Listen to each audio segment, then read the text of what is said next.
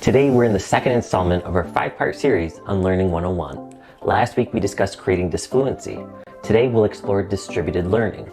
This is also referred to as spaced repetition or the spacing effect. Pop quiz. What's better, studying for 3 hours in one day or 1 hour spread out over 3 days? If you chose the second option, you're correct. This approach creates disfluency, the topic of our last triple T, through desirable difficulty.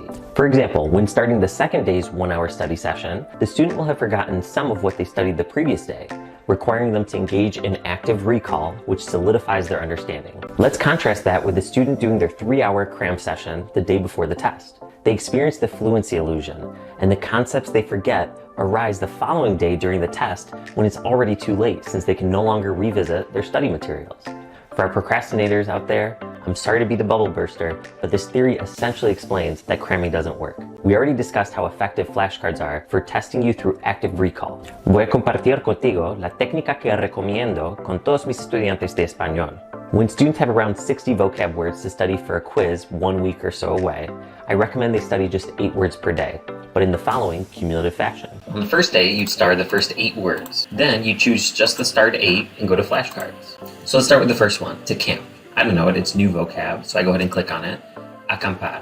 Okay, I think I got it. I'll say it 5 times to myself. Acampar, acampar, until I get 5 in. We go back here, go to the second one. To hike. New word, dar una caminata. Okay, let me go back to the first one. Now what's important here is that with vocab, you actually write it as well. I remember it was acampar, is this how I spell it? Then I go ahead and look, and I notice, oh, I spelled it a little bit wrong. So right here. Well, that's a great way to catch my spelling mistakes, by writing it out. So then I keep progressing through these. I did the first 2 already, got it. Okay, I say it out loud, I write it. And then I go to the third one, to be on vacation. Estar de vacaciones, got it. Go back to the first one, and then keep going in that cumulative fashion. And then on the second day, I'm gonna go to all flashcards. I already have the first 8 starred, so I'm gonna go ahead and star 8 more. And then once I've starred those 8, I go to flashcards again, specifically with those starred 16.